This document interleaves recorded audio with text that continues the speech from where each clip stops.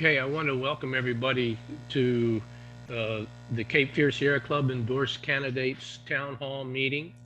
My name is David Pollock, and I am the chairperson of our local group. First, I would like to announce our next two monthly meetings. On October 19th, Roger Shue from UNCW will present on conservation issues around the Cape Fear region.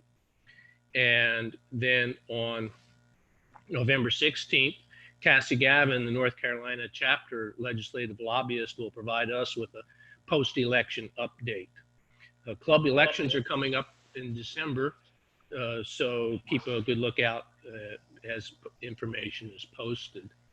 Other local club news, we have a new board member, Anna Campbell, and Anna's taking on overseeing a UNCW intern, Katie Sheehan, and Anna and Katie are working on the club's social media.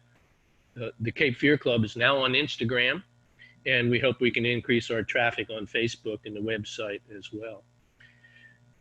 Tonight, board member and program chair Ann Johnson will be introducing all our candidates.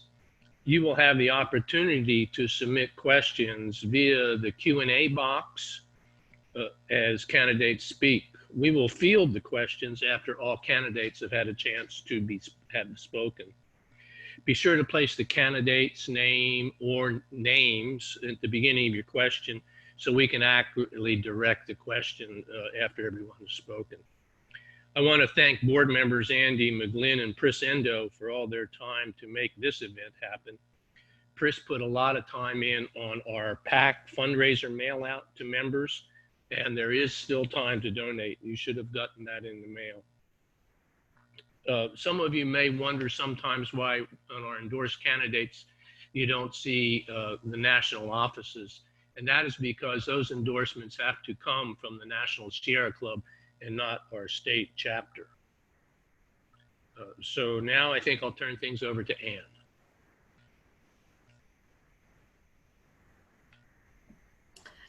Thanks everyone for joining us. We are really excited to have all of our 10 endorsed local candidates available for this town hall tonight.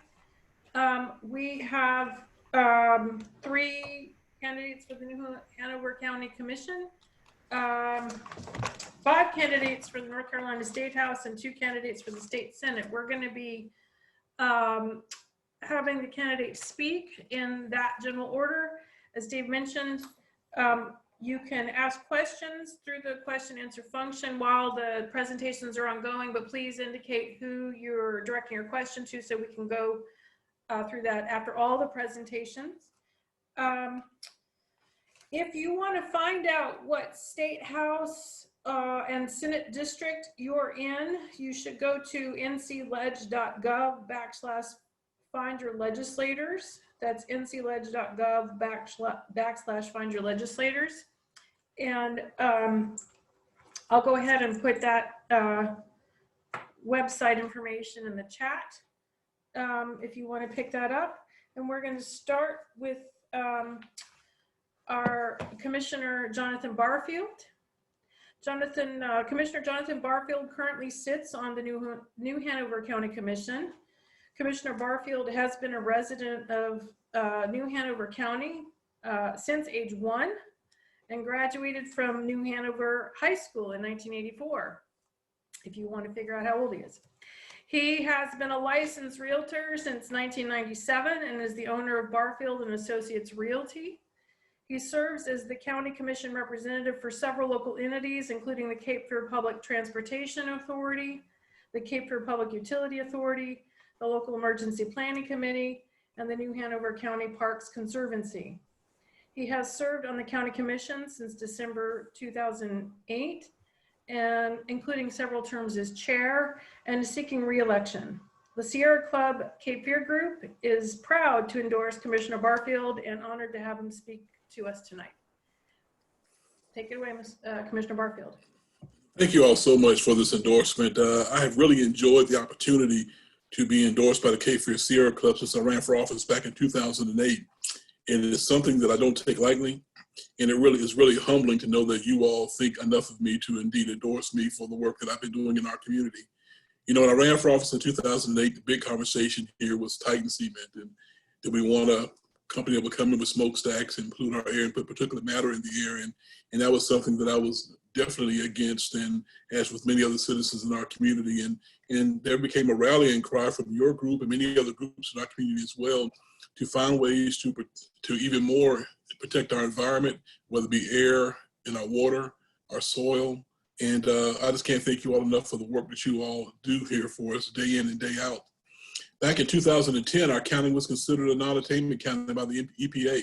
And it's something that deals with SO2 emissions. And looking at the fact that we're the second smallest county in the state, I couldn't figure out how we could be non-attainment. And myself, along with Commissioner Rick Catlin, and one of our county staff persons, went to DC, met with the number 2 person with the EPA to figure out how can we mitigate our community being an SO2 or non-attainment county, and found ways to do that. We came back and invested roughly $75,000 in monitors and put those along the 421 corridor to show that we weren't in non-attainment, but also work with southern states to shutter their facility here that was emitting a bit of SO2, as well as closing our waste energy facility.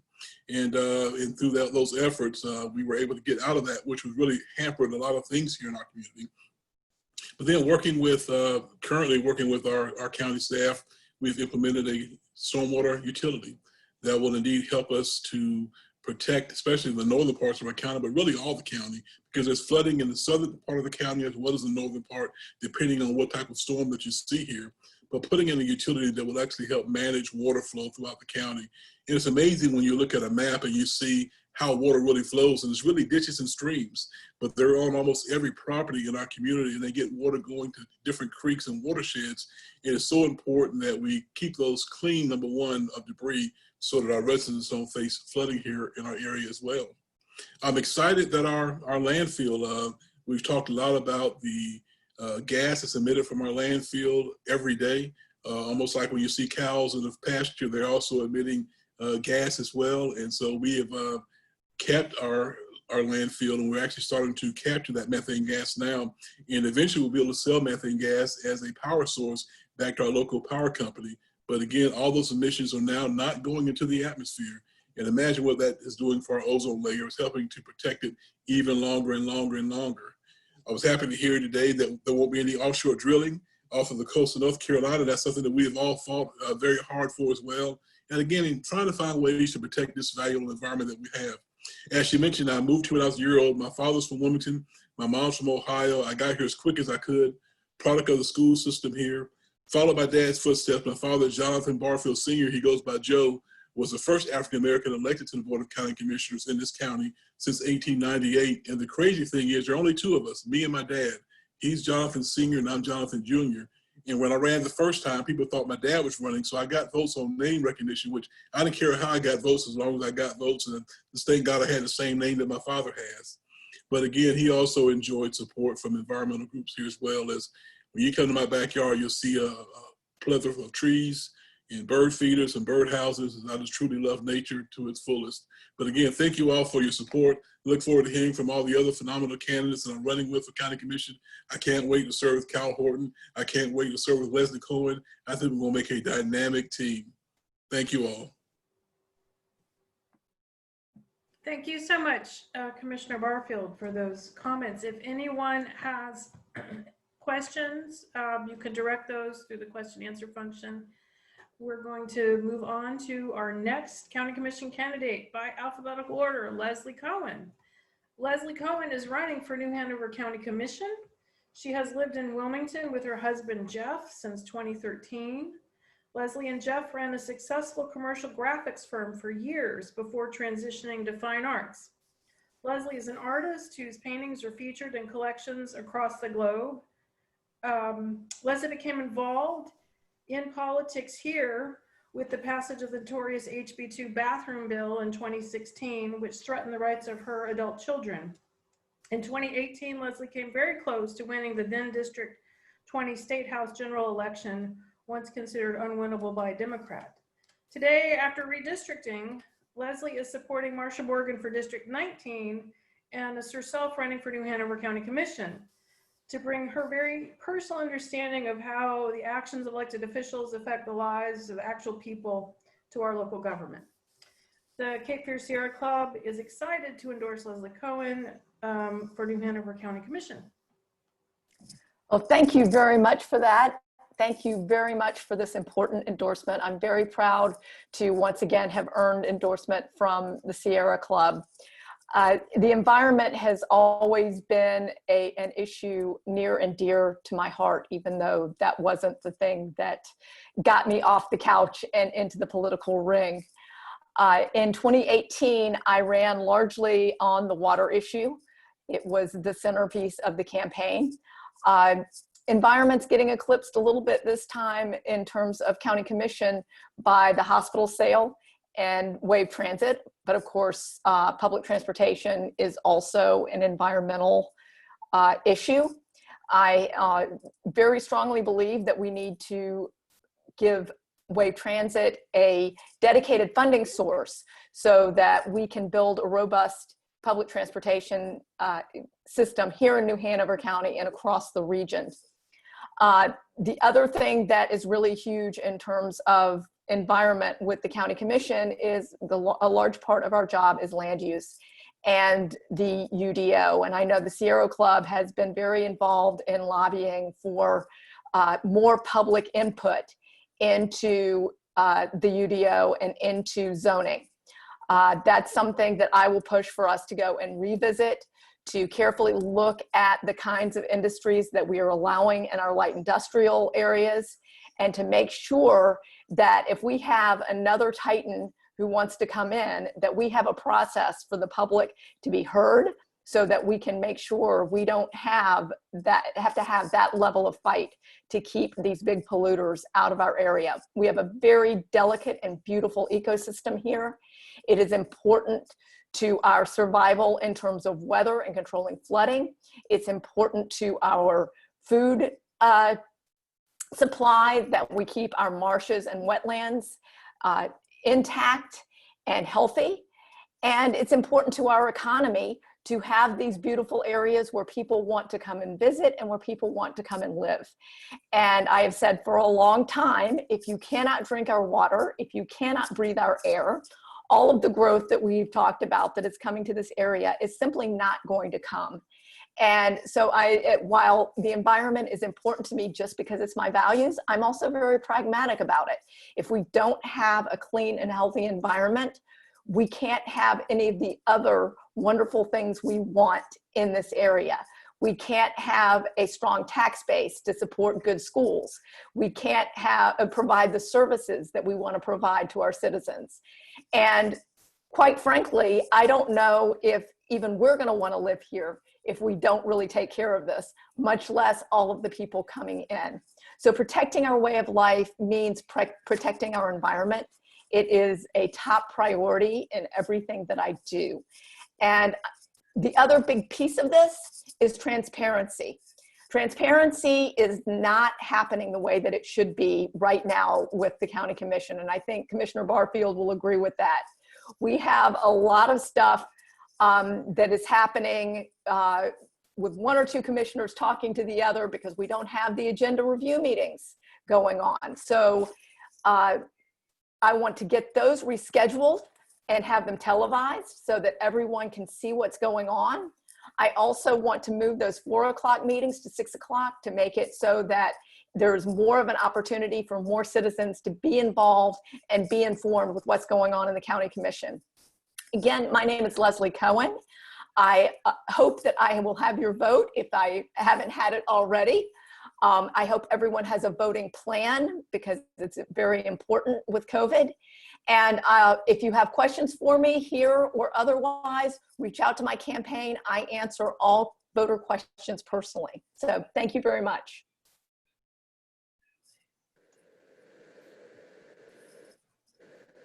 Wonderful. Thank you so much, Leslie. I see we had an extra comment in chat. I did manage to post the website for where you can look up your state house and state senate district. And there was a couple of extra chat comments, so you should check the chats along the way.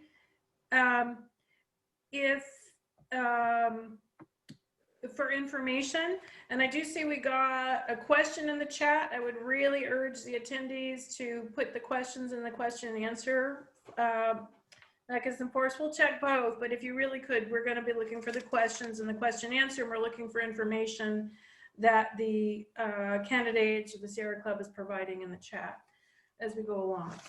Dr. Kyle Horton is our next endorsed candidate for New Hanover County Commission.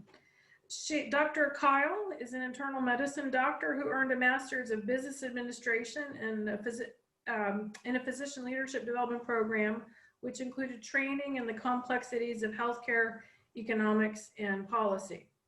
In 2018, she ran a vigorous campaign against David Rouser to represent NC's 7th Congressional District in the U.S. House of Representatives.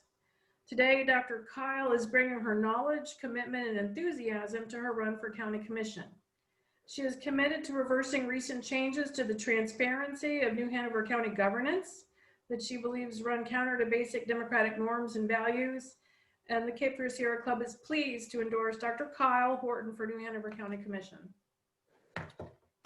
Thank you, Ann. I'm so honored to once again have the Sierra Club endorsement, and I look forward to continuing to earn it as your next commissioner. I love that description of a vigorous campaign against David Rouser, and I hope that I'm still earning that endorsement as a vigorous campaign for county commission, because I'm really looking forward to serving y'all in this capacity. And this unique moment, both with COVID, with all of the environmental challenges that are really coming to the fore with the fires on the West Coast and what we've been seeing in terms of hurricanes.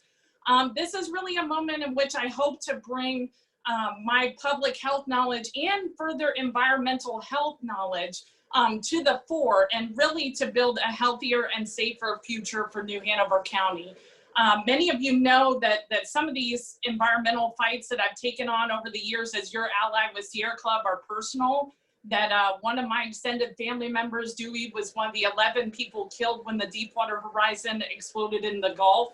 I have family that's moving down to State Line, Mississippi right now, and they're at the intersection again with energy policy and how fossil fuel exploration is fueling these superstorms and hurricanes. And so, you know, I've spoke at the White House, delivered 2 million comments in opposition to offshore drilling, and been entrusted to take up that fight. And when it comes to fights on our water and cleaning us up from PFAS and from Gen X, I've really been at the fore with that. I've been serving on a national committee planning a community engagement forum with the ATSDR, which is the Environmental Health Agency that works on contamination like with PFAS and Gen X. And really what we need to see is, I think we need champions on the county commission who will fight for smarter growth that's more sustainable, to ensure that we're protecting our green space and that we're protecting our trees, and as much as we can, strengthening those policies. We need to ensure that we are revisiting the UDO in the way that the other candidates that I'm looking forward hopefully to serving with describe, because that I-2 corridor and the lack of public input, there's very little that would protect us from another Titan coming into New Hanover County right now. And it's been a simple fact that with fights like methyl bromide, our citizens have had to come to the fore and figure out what's going on. So we need to empower environmental health expertise within our county. We need to protect that public accountability. And we need to revisit those heavy industrial and manufacturing sections of the UDO. In the way that Commissioner Barfield was prescribing, I am in full support of where we're going in terms of our soil and water utilities, and making sure that we build more resilient infrastructure going forward. And I think we need to look at WAVE as an opportunity environmentally as well. It's an opportunity to get cars off the road and to reduce reliance on fossil fuels and to reduce traffic congestion if we make a real investment in public transportation, and then in making, you know, bike paths more accessible to our citizenry. And I'm also hoping to bring, you know, a real discussion and moving forward a clean energy plan at the local level, because that kind of climate leadership needs to be at every level, federal, state to local. And I just came in from the Red Jacket I just came in from supporting NCAE and the safe reopening of our schools. And so know that when it comes to our schools as well, and on these other issues that are fundamental to our health and safety when it comes to COVID, that I plan on being a leader in regards to that as well. And so I hope that you'll visit our website. It's electkylehorton.com if you have any questions about my platform. And I hope to continue to earn your support as your commissioner. Thank you so much, Dr. Kyle. Okay, as promised, we're moving on to the State House candidates. A couple of whom I see here, I'm hoping is Deb Butler would be next up in alphabetical order. Fantastic. Deb Butler currently serves as the North Carolina State House Representative for District 18 and is the House Democratic Whip. Representative Butler is a native North Carolinian, a graduate of Wake Forest University School of Law, and the managing attorney of the Butler firm in downtown Wilmington. She remembers a time when North Carolina's public services, including K-12 education, community college, and university, served as a nationwide model. Representative Butler is a fearless advocate for the community she serves, including for a stellar public education for all our children, building state-of-the-art infrastructure, and cultivating a welcoming culture for new business. Representative Butler has served in the State House since 2017 and is seeking re-election to District 18. There's been a little bit of confusion maybe at the district because of the redistricting that happened, but it is District 18. It will show up on your ballot if you're in her district, or you can check the ncledge.gov/find-your-legislators website for that. The Cape Fear Sierra Club is proud to endorse Representative Deb Butler. Well, thanks so much for that, Ann, and thanks, Sierra Club. You know, let me just get it out there. Climate change is real, and it's an emergency. If we haven't said that often enough, I know the Sierra Club knows that, but understand that I know it very well myself. You know, I don't toot my own horn too much, but one of the awards that I am probably most proud of in my career is that I won the North Carolina League of Conservation Voters Legislator of the Year Award as a freshman. Now that hadn't happened before. That's a one and only shot. So I'm very proud of that. So I hope you know that I am a champion for the environment.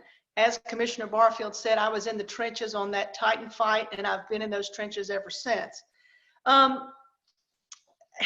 You know, it occurs to me that environmentalists have an uncanny memory. You know, as Commissioner Barfield was pointing out, we've got some very good news about the moratorium on offshore drilling off our coast.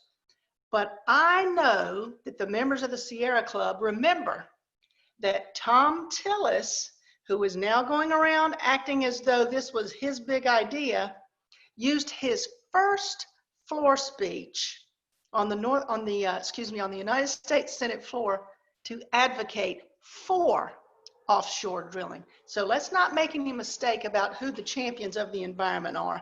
We just got to get that off my chest.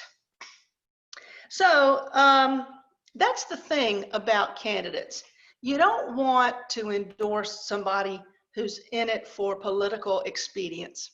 You want champions who feel it in their bones and who recognize that the value and the beauty of this place resides in its air and its water and its soil. And if we don't take care of that, nothing else remains.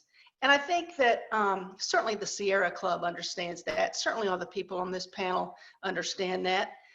We have to do whatever we can that's within our power to continue to grow what I call the Green Caucus in the North Carolina House of Representatives. And we're getting there. We have about, I think at last count, at least 30 members. That's a force to be reckoned with. So if we continue to elect folks who care to be good stewards of the environment, we will only grow that caucus. And Lord knows we need it. Formaldehyde, methyl bromide, Gen X, perfluorinated compounds, hog lagoons, you know, I mean, the list goes on and on. Superfund sites, you know, the legacy of industry in Eastern North Carolina is what we're facing. And the industrial use of this region has been very challenging, and to clean it up is going to take the rest of our lifetimes, but we've got to get started, right? To that end, I'm very excited to discuss with you something that I have planned if reelected, and that is to propound legislation that would require DuPont and Chemours to extend the same protections to municipal, purchasers of municipal finished water that the well drinkers in Cumberland County have enjoyed. I see a real distinction there that need not be. If they are cleaning up the well water in Cumberland County, they need to be paying for that damn granulated carbon that's going to cost us $50 million at Cape Fear Public Utility Authority. I'm working with the Legislative Analysis Division right now to try and put that forward, because I think it's a natural extension of the legislation that already exists, that was passed. So I'm going to work very hard, and I'm going to champion that in the House, and I'm going to count on my buddy Harper Peterson to do that in the Senate, and I know he will do that. So I will leave it at there, just to say that I believe that I'm a champion of the environment, always have been, always will be, and not just when election cycles roll around. So thanks very much, Sierra Club.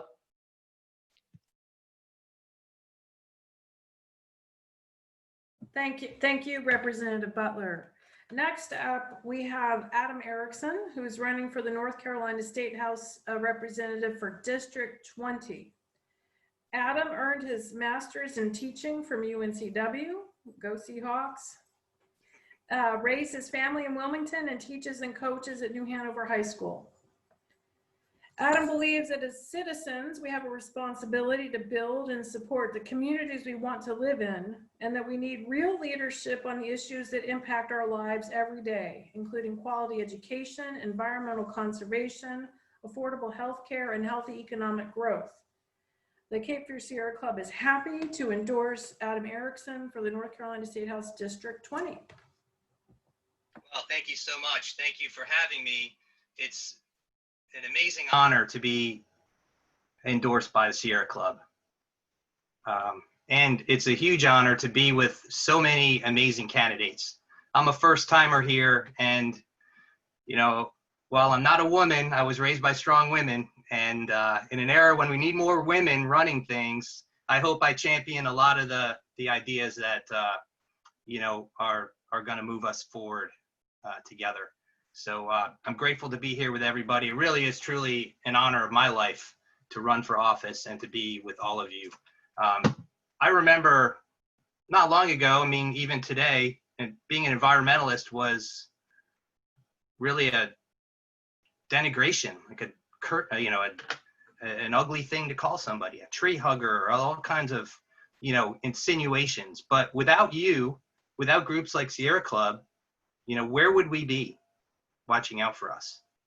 We have seen a massive attack on our public safety during the past 10 years, at least, with all kinds of regulations undermining public safety. It's been disturbing to watch. It's been disturbing to watch.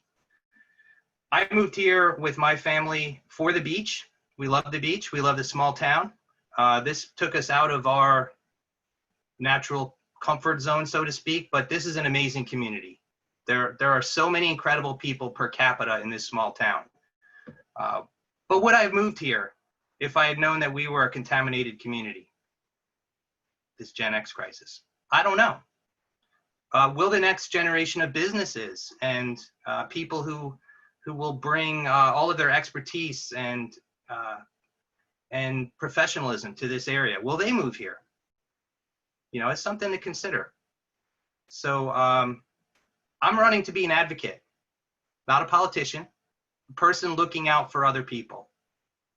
And I am really excited about being on the vanguard of so many potentially great policies moving forward. We know what the problems are in so many areas. With the environment, we really need to invest in a clean energy economy. It's imperative for our survival as a species. There just is no question about it. We're in a transitional era. You know, as a history teacher, I look at the history of mankind as a history of how we power ourselves. And we are in an era where we're moving from the heavy polluting industries, dirty industries, into the future. Some are going to go kicking and screaming into the future, and some are going to embrace it. Clean energy will bring us good jobs, good paying jobs. It will keep our water and air clean for our kids, for our communities. We modernize our infrastructure, do the smart things to keep ourselves safe. It's not hard. We know what the issues are. It's the incentives. You know, from a legislative standpoint, we incentivize things, we promote things, and that's what ends up happening. When we give massive cuts to oil and gas companies, guess what? We get more oil and gas. But North Carolina is a leader already in renewable energy. And we can take this to a whole nother level. We are second behind California in solar energy production. We've heard about Duke University trying to go carbon neutral by 2024. You know, what we want to do, we can make happen. So, you know, Deb Butler, count me as number 31 on the Green Energy Caucus, because I'll be right there with you. You can count on it. And so I look forward to the next 6 weeks. It's the most exciting time in my life and all of our lifetimes. And we just have to get good candidates into office who are going to make positive change for our kids, our communities, and who are really going to look out for real people. And I'm excited to be here. Looking forward to the conversation. And Adam Erickson, running for House District 20. Look us up, and thank you for having me.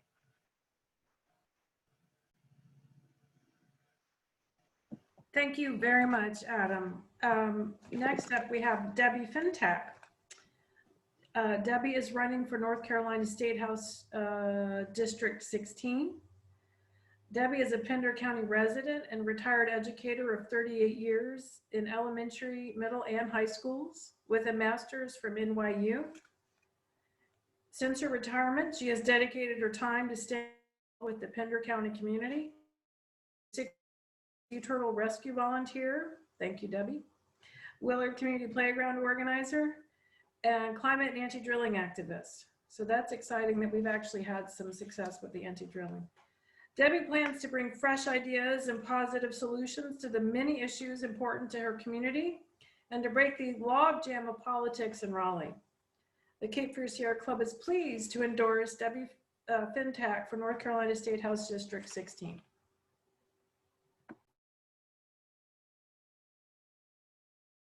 You need to unmute, Debbie. Mute. As an activist, I don't always know how to use technology. Thank you very much, Anna. I really appreciate Sierra Club's endorsement. And for those of you who don't know where District 16 is, that's Pender County and half of Columbus County up through Whiteville. So it's a huge area to try to get to know and try to get the message out. But I've been doing the best I can. Anne's been given about half of my speech. I was going to talk a little bit about myself, but that's fine. What she didn't mention is that I do have an adopted daughter who graduated from UNC, go Tar Heels, and is working up in the Scarborough area right now.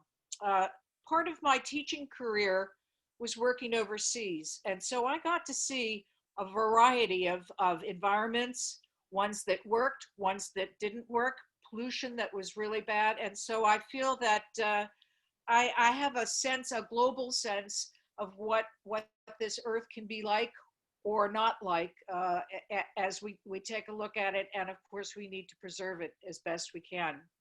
I was the Democratic Party chair for 3 years, and that's where I began my work working with the no drilling 3 years, we have been trying to get the commissioners to sign a resolution for no drilling. And so luckily today something has finally happened, but not with them necessarily.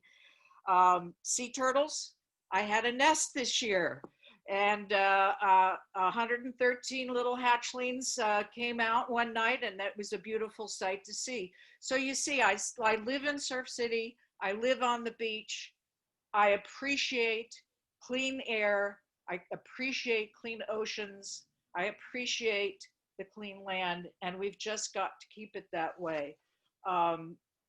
Issue-wise, I think it's a real toss-up what we need to work on. Of course, COVID is an important issue right now that must be dealt with immediately. And as an educator, I'm interested in programs with teachers, but with climate, we've got to look, especially in this area, at our flooding zones in 250. I don't want to be underwater here in Surf City. So we've got to do something about that. And plastics in the water out here is a big issue as well that we have to start to deal with. And of course, the more development that takes place, the more water we use. And of course, the water seepage, getting clean water out here.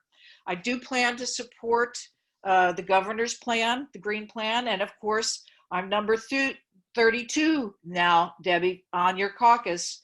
So I hope you'll remember that as we go along. Hurricanes are getting worse.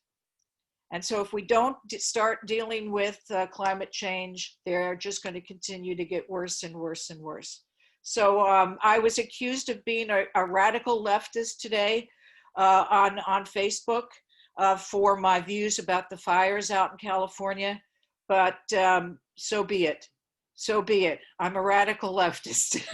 So I hope you've gotten to know a little bit about me. I'll put my, I see somebody's done that for me already, put my website in the chat.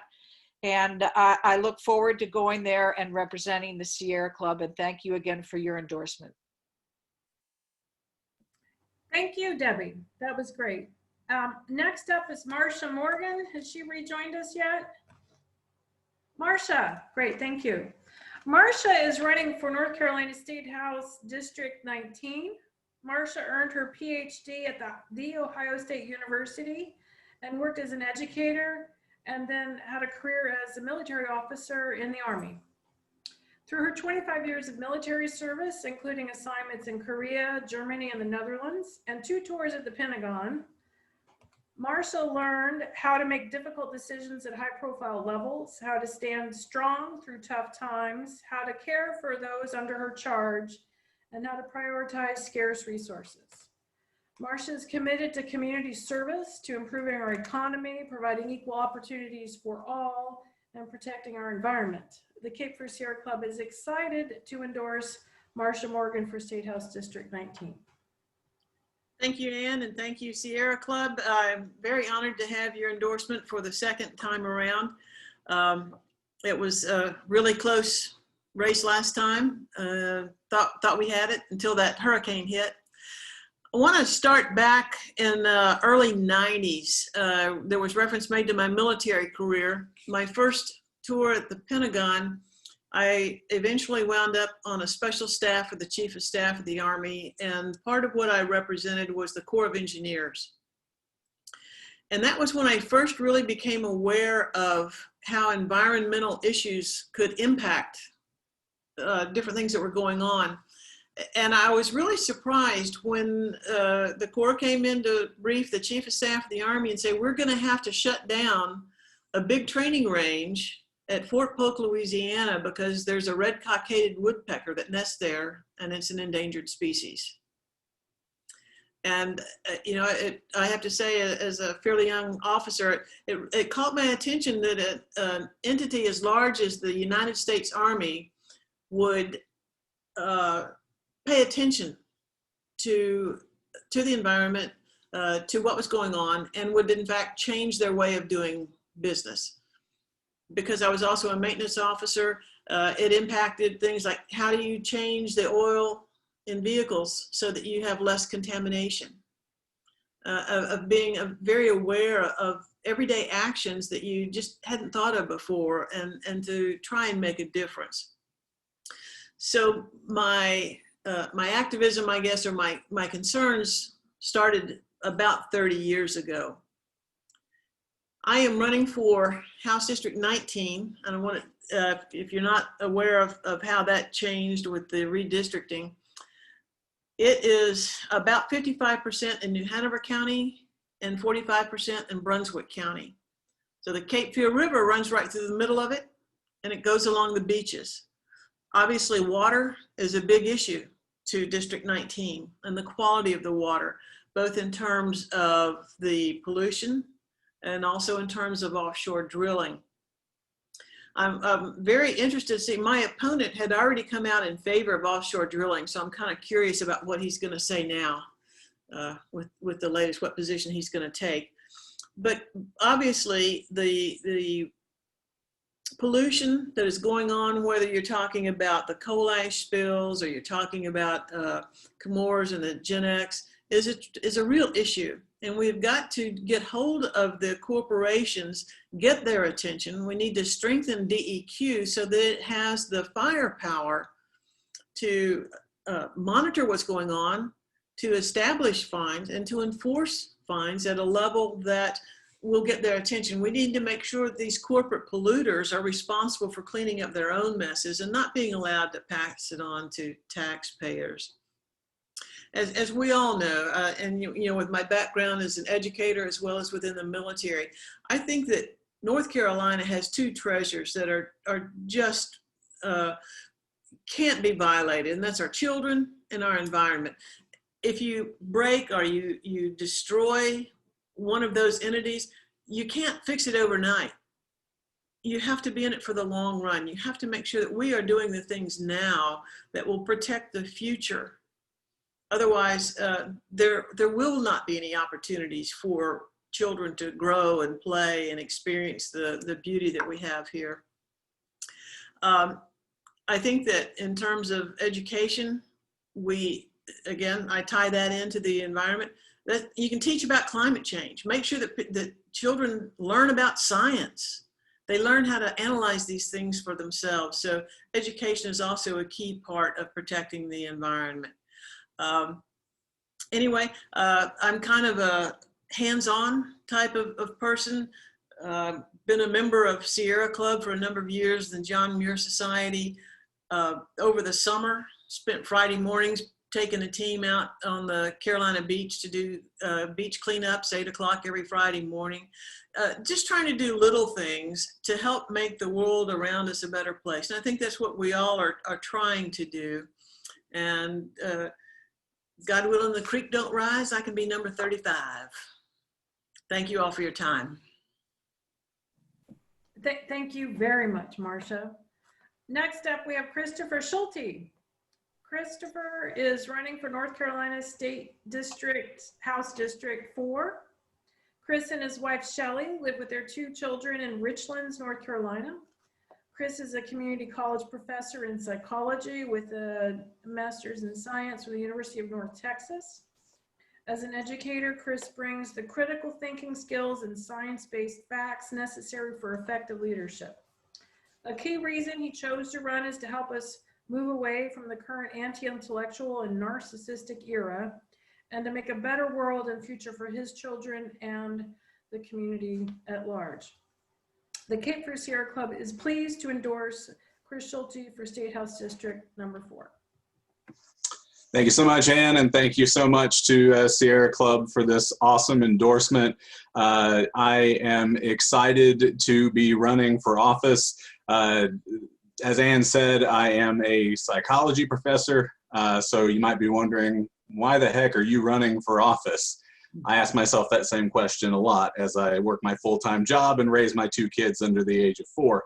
But it really does come back to my kids. That's the main reason that I'm doing this. I had my first child, Evander, my son. He was born on November 9th, 2016.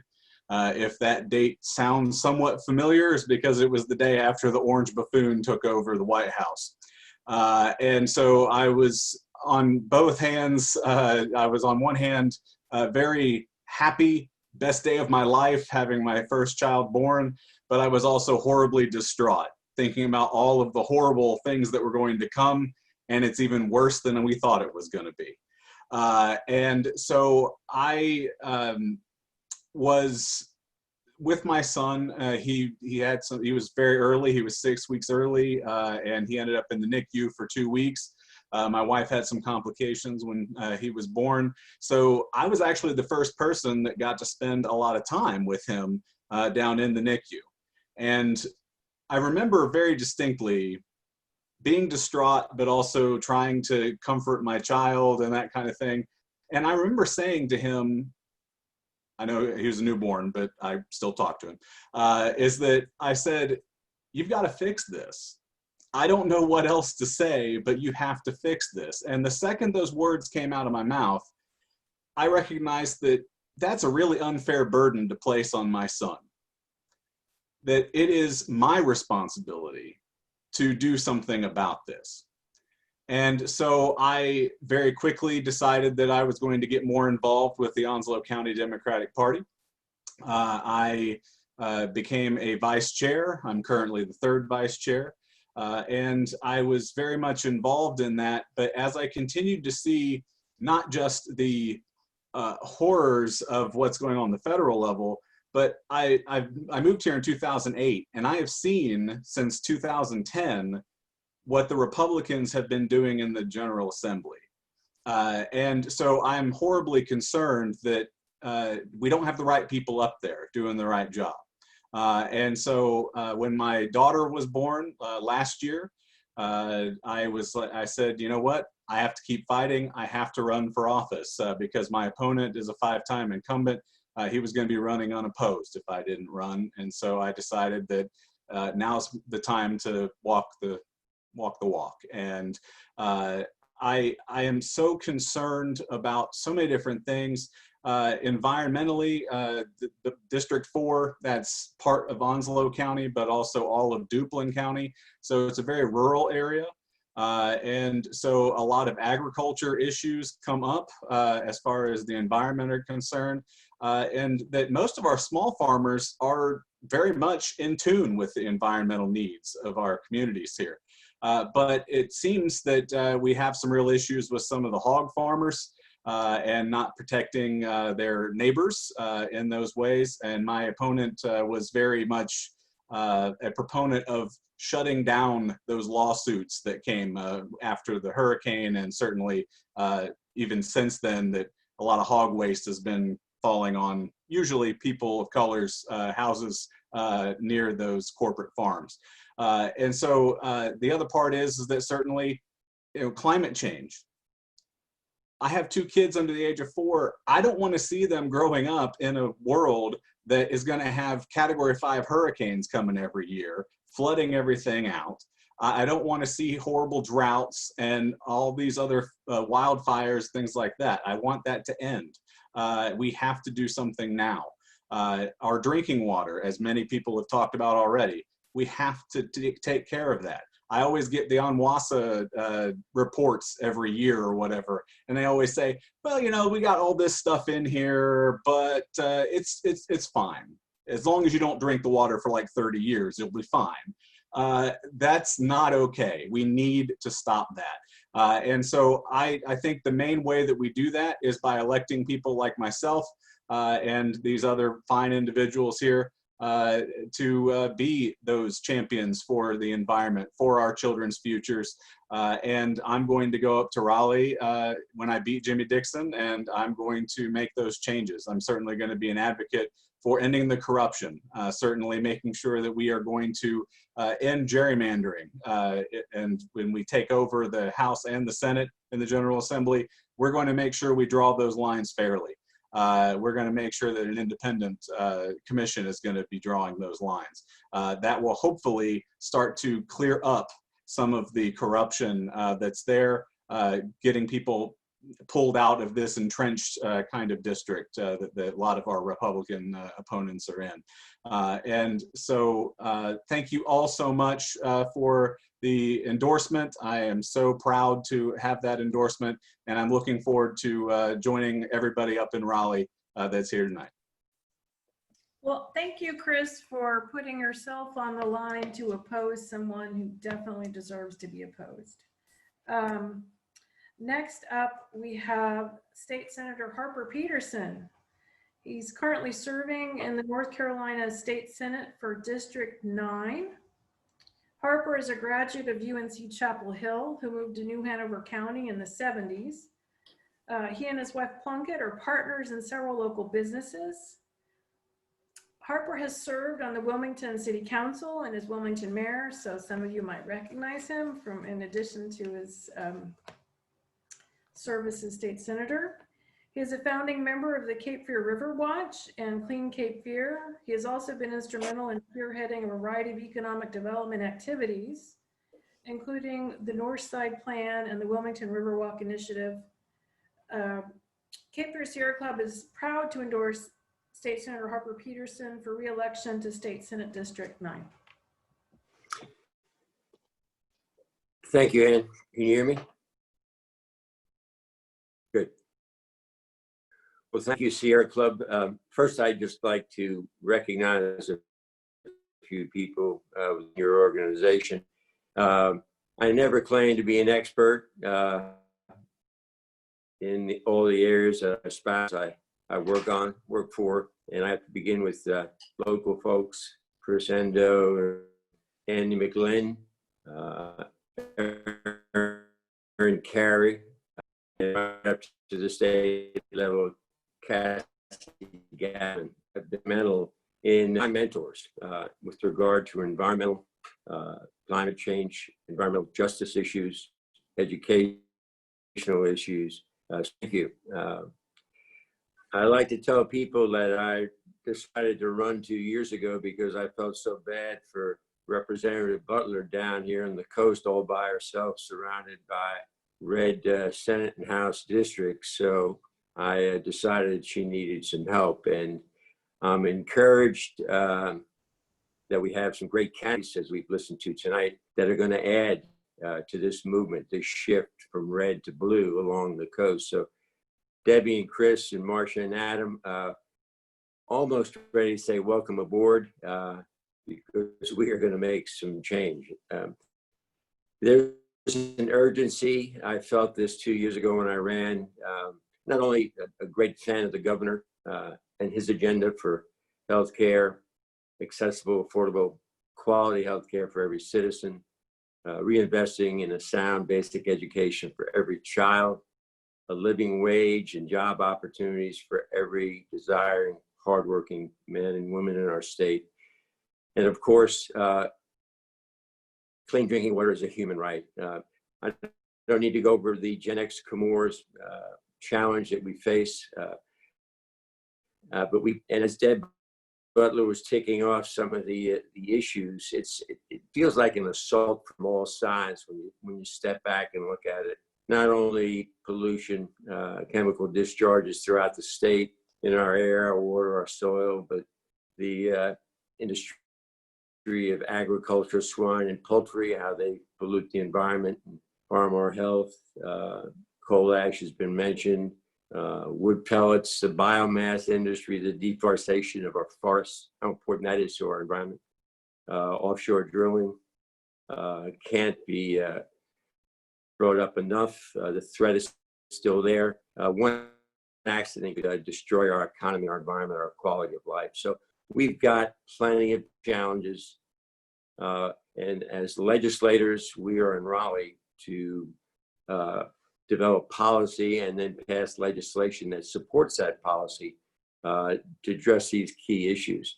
And as many and as big as these challenges are, I think the possibilities, I like to mention presidential candidate Joe Biden, the possibilities that we have even in these dark hours are immense, enormous, and we need to embrace that.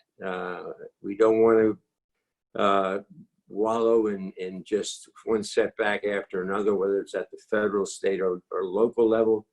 We need to step up and address these issues head on. And I'm happy to be here tonight with not only state candidates, but also county commissioners, because at the state level, we have to work with the county and the cities in our district. That's essential. We're there to support them. They're there to work with us, whether it's financing, appropriating necessary funds, whether it be for infrastructure or public education.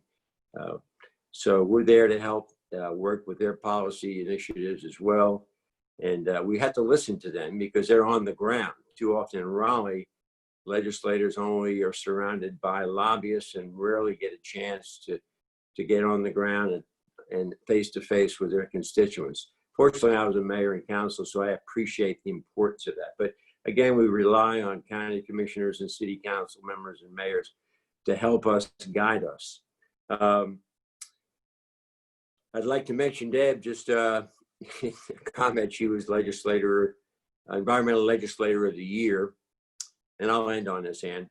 2 years ago, I was fortunate as a freshman, I thought, to be recognized as Senator of the Year by the North Carolina League of Conservation Voters. As well, I was appointed to the National Caucus of Environmental Legislators representing North Carolina throughout the country.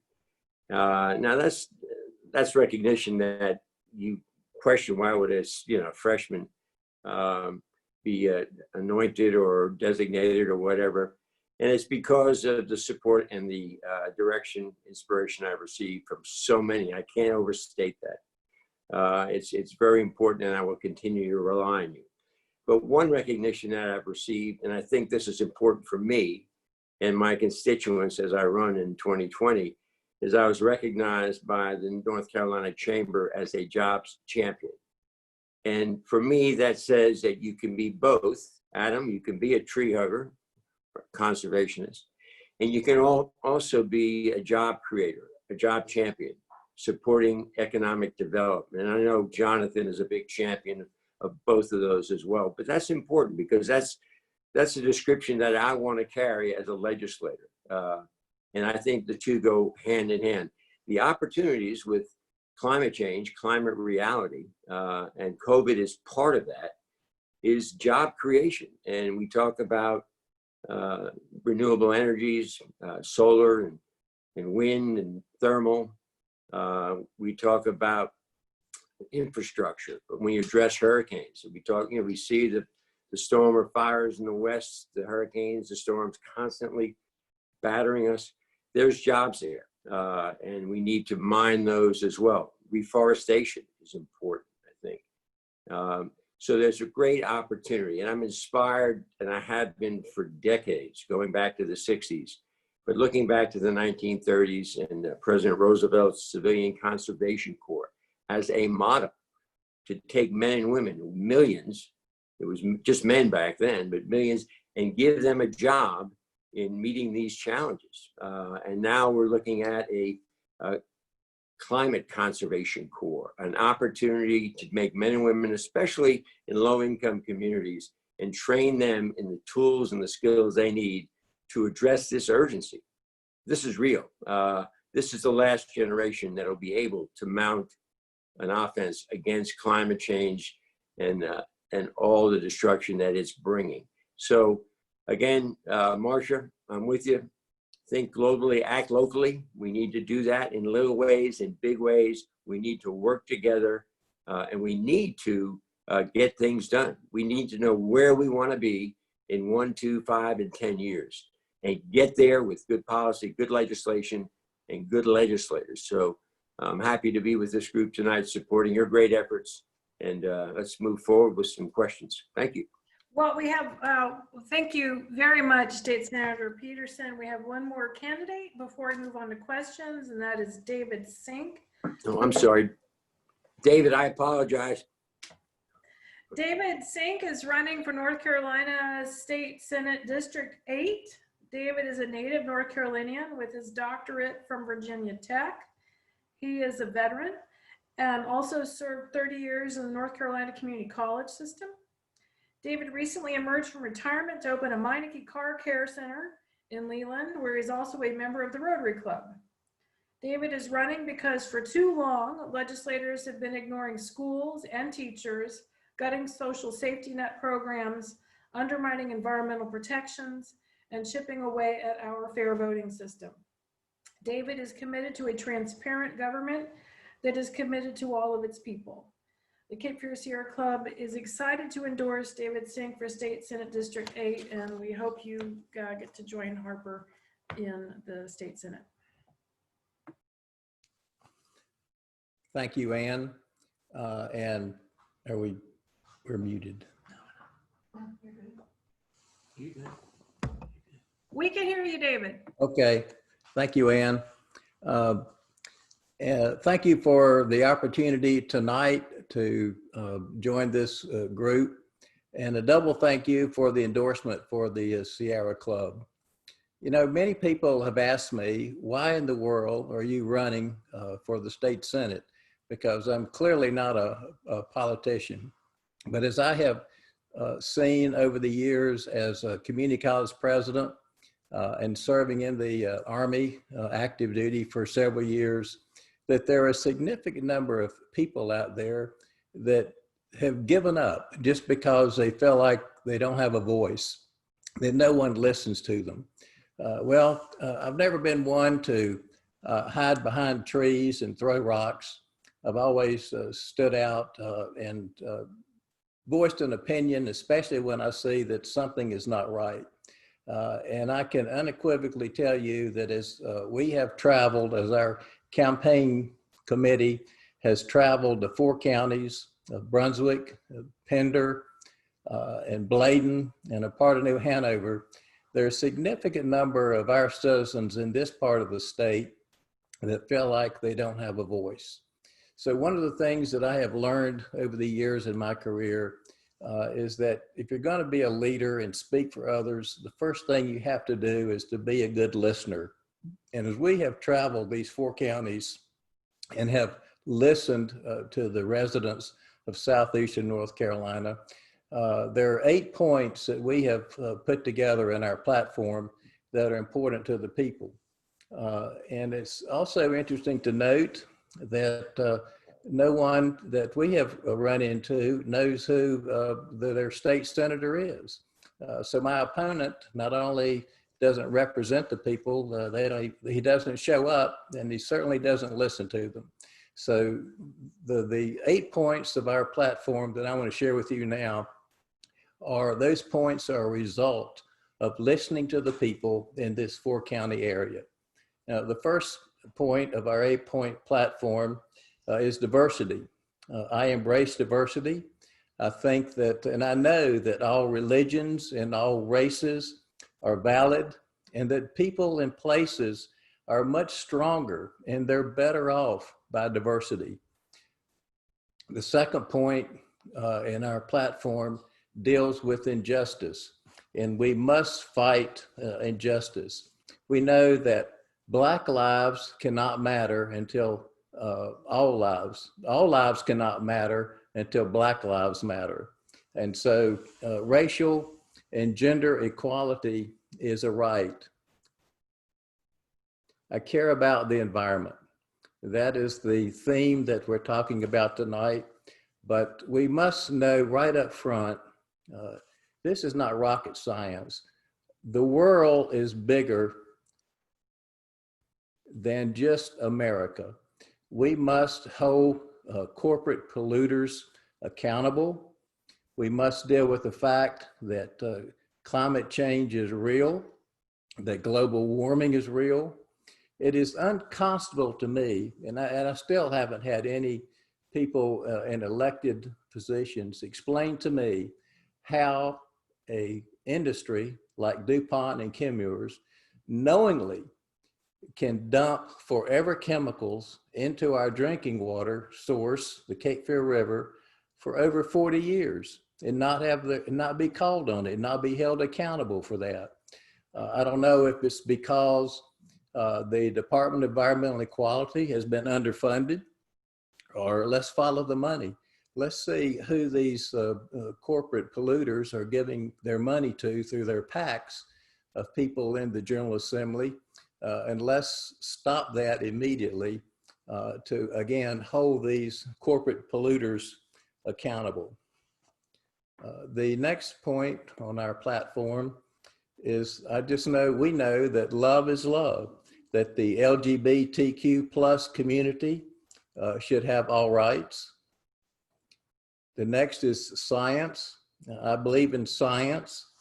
The plan for dealing with a pandemic, as we're dealing with now, must absolutely rest on the shoulders of the medical profession and research scientists, not on the shoulders of politicians. And it is beyond my understanding how in the world that politicians think that they have the answer on how we're going to come out of this virus anytime soon.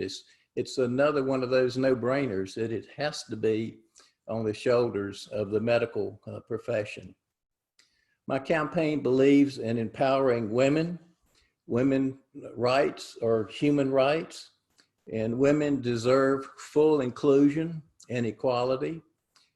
I have a daughter, I have a granddaughter, and my granddaughter and my daughter have said to me, well, why can't I get the same pay that a man gets if I'm doing the same job?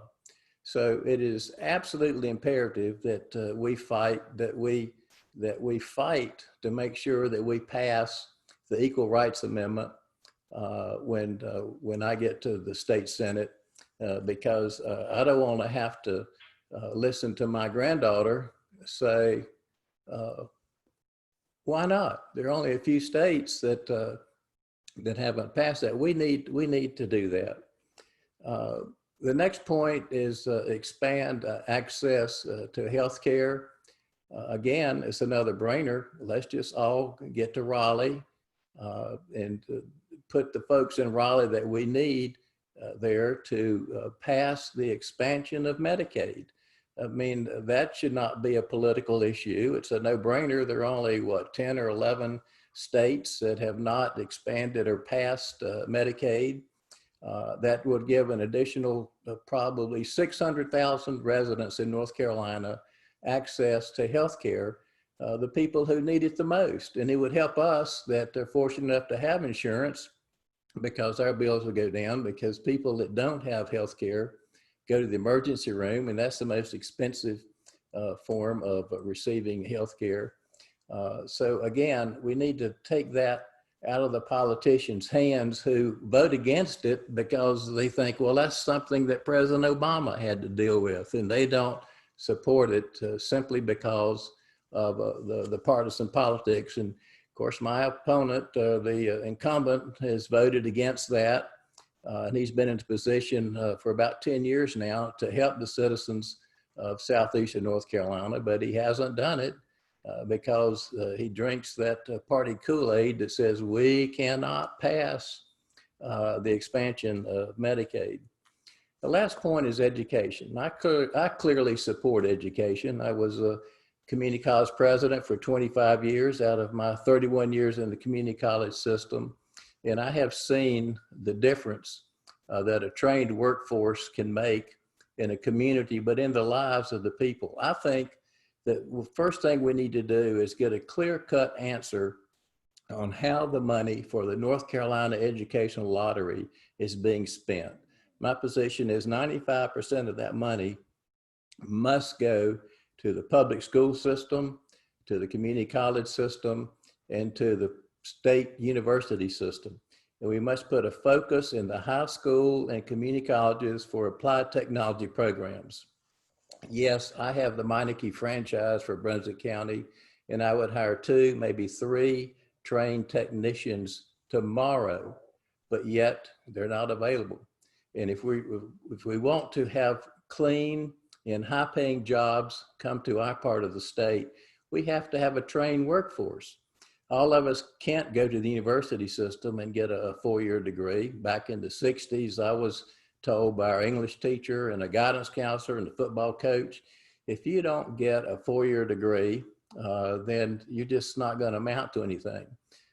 So I went to UNC Chapel Hill and then to the military and then into the world of teaching, and found out that if I had gotten a degree at the local community college with a salable skill, I would have immediate employment instead of having to go to graduate school and et cetera, and et cetera.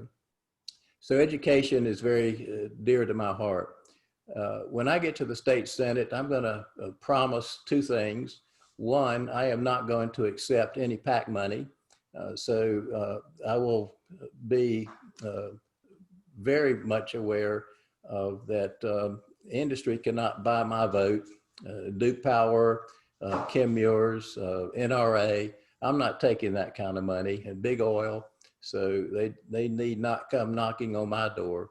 And the second promise is that I'm going to continue to listen to the people in District 8 in southeastern North Carolina.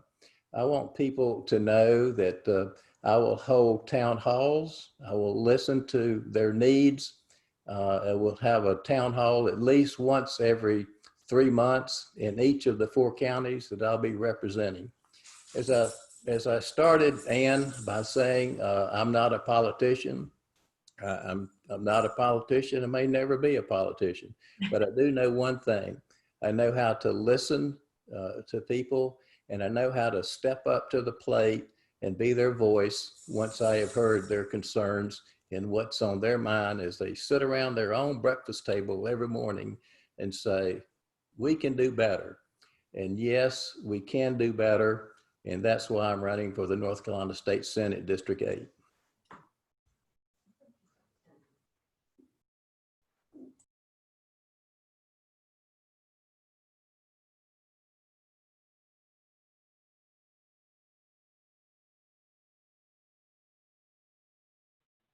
And you're on mute. I muted and then unmuted somehow. I don't know how that happened. I'm so sorry. Thank you so much for those comments, David. We're going to have about 15 minutes for questions.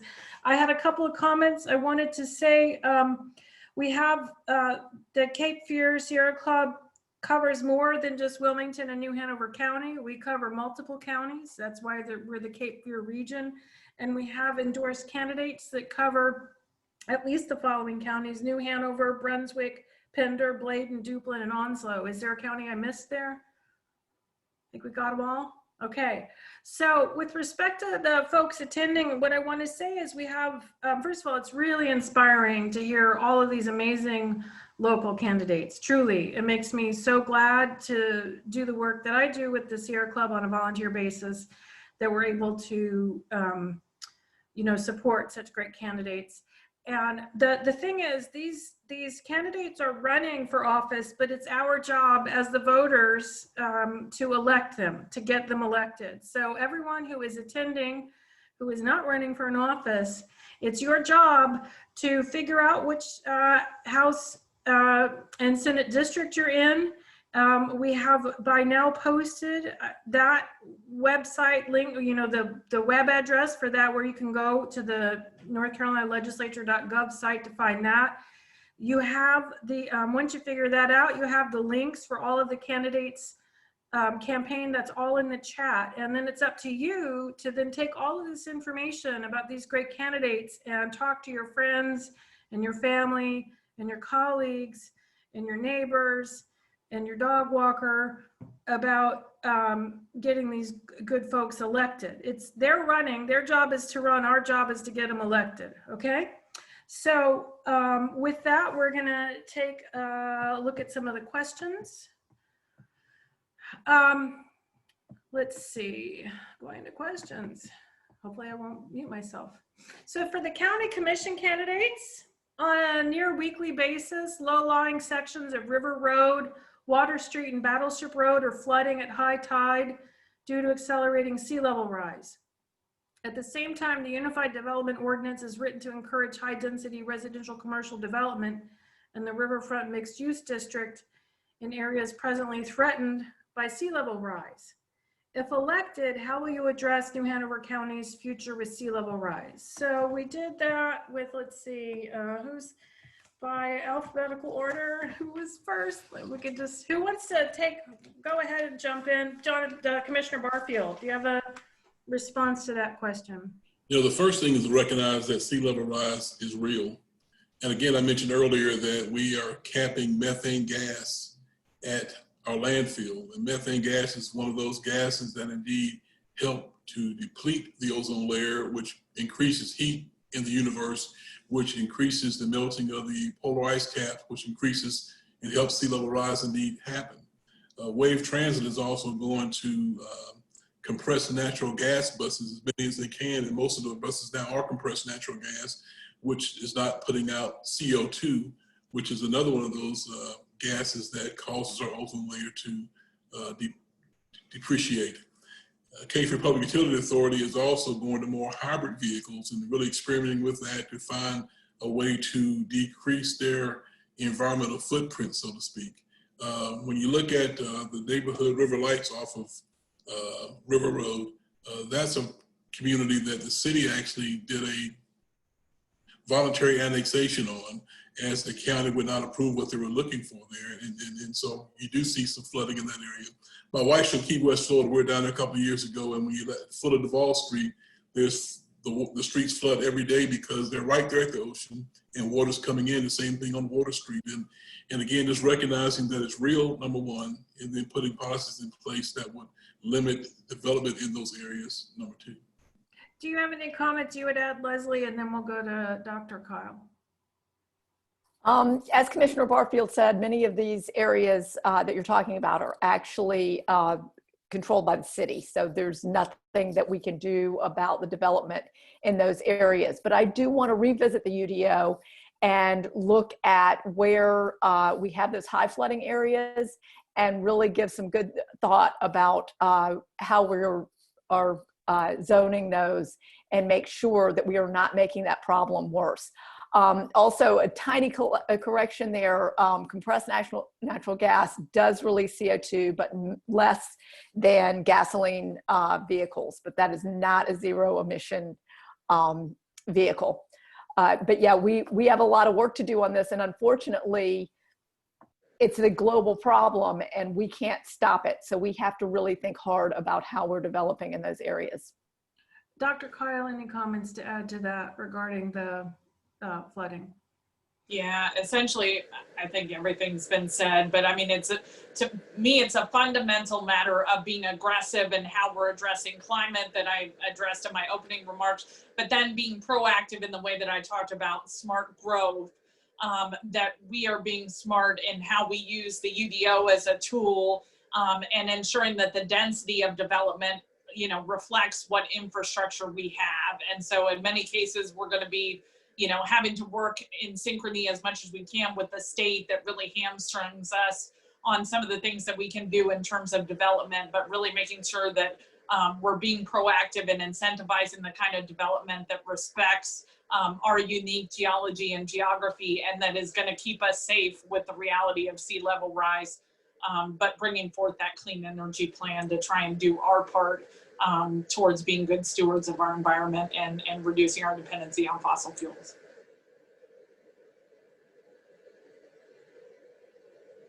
Thank you for that. Let's see, I think we could address this to all of the state level candidates. State DHEQ has imposed minimal consequences on Comores, and there are still elevated levels, ChemX and PFA chemicals in the Cape Fear River. What do you think should happen now to address this issue? Can we start with maybe Harper on that?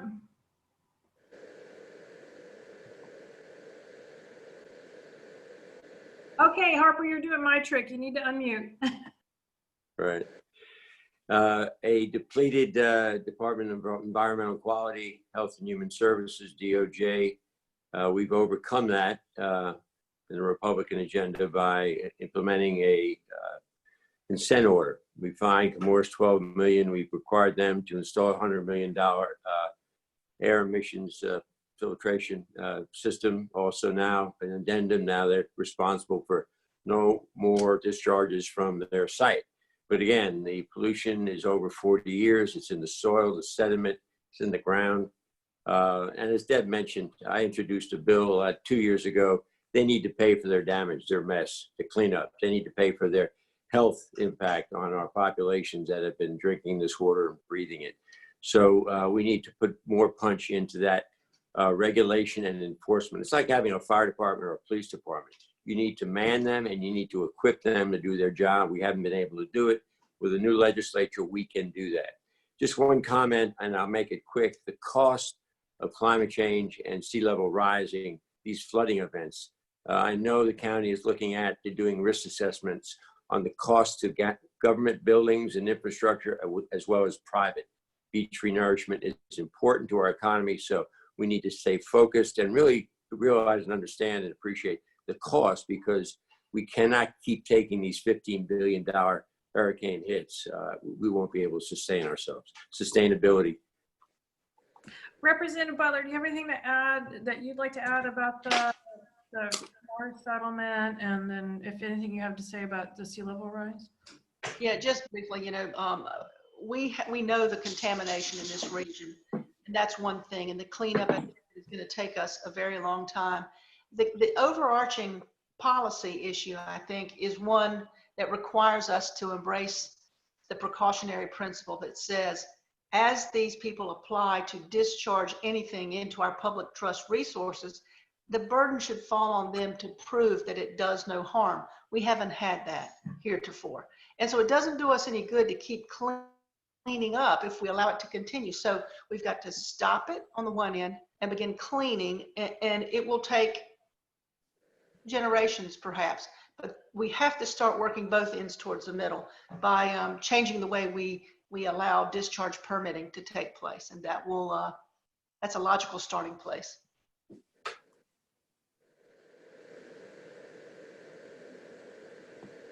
Marcia Morgan, do you have anything you would like to add to the discussion at the state level? I think they've covered the aspect of DEQ. One of the things that really alarmed me recently is that we finally have a study that does establish the cause and effect of some of the health issues. Everybody has kind of intuitively known it, but there's a study that was just completed by Harvard has shown statistically that indeed there is a cause and effect with these chemicals, and that just makes it even more urgent to do everything possible to stop them, to make the penalties so intense that the companies want to avoid it, that they're not being charged with chump change. Adam, anything you have to add? Yeah, sure. Thank you. What should shock all of us is not only the level of neglect from the past 10 years, but proactively working against our best interests and supporting public safety. That's what really shocks me. It's not just neglect, it's policies that are actively working against us. For instance, second largest staffing cuts in our environmental watchdog groups in the country. Over 40% cuts in staffing at the DEQ did not help matters. Reduction of monitoring sites did not help matters. So this is a continuation of this idea that making a buck or saving money is going to get us somewhere. We can do both. We can make a buck and keep people safe and protect our environment at the same time. Debbie, did you have FinTech? Did you have something just to distinguish between Debbie and Deb? No, but I want to commend our experts on their knowledge in this area, and I certainly would refer to them if I should be asked any more on this. They've said it all. Thank you. Chris, do you have any comments you'd like to add? Just the main thing that I've noticed certainly is, and I think Adam was talking about this, is that a lot of the people that are in Raleigh currently that are making these policies law that hold us back are taking a lot of corporate money from these different polluters. And so I think that transparency is something that's going to need to be pushed in Raleigh. And I certainly am one that will try and make that happen. I very much like Debbie. I'm no expert in water safety and that kind of stuff. But as a scientist, as a psychologist, I certainly will entrust my decisions on policies that I would support to the experts, not just my own whims. Thank you. And then David Sink, just briefly, if you have anything to add. Well, I think in addition, I said in my remarks that we need to hold the corporate polluters accountable, not only going forward and stopping the forever chemicals being dumped into the water, but there needs to be, the polluters need to address the damage they've already done. It's airborne, it's in the groundwater, it's in addition to what's being dumped into the water. And as we have traveled Bladen County especially, we have seen that farmers have been adversely affected, that cattle has died, that farmers have had to dump out their honey because of the groundwater being polluted. There's a significant increase in kidney stones and birth defects and cancer rates. And these corporate polluters absolutely have to be held accountable for that and address those concerns, as well as cleaning up their own mess so that we don't have to clean it up as taxpayers. Thank you all so much. We are pretty much at time. There are a few more questions hanging around for the county commissioner candidates if you guys want to answer some more questions, but I think that's just been a wonderful evening. Yes, I want to thank everybody for spending time with us tonight, and don't hesitate to reach out to us as you see fit and need, because we're trying to do all we can. We're working on our PAC fundraiser. Chris Sendo has done a wonderful job for that, and hopefully some of that money, it's kind of out of our domain. It goes to the state and then filters back down, but I know some of the incumbents have gotten money from us in the past, so we're here to help you out. Thank you all so much. Thank you all for having us tonight. Well, thank you. Yes, thank you so much. Appreciate everything you do. Thanks, Sierra Club. Thank you for the opportunity. Thank you. Thanks.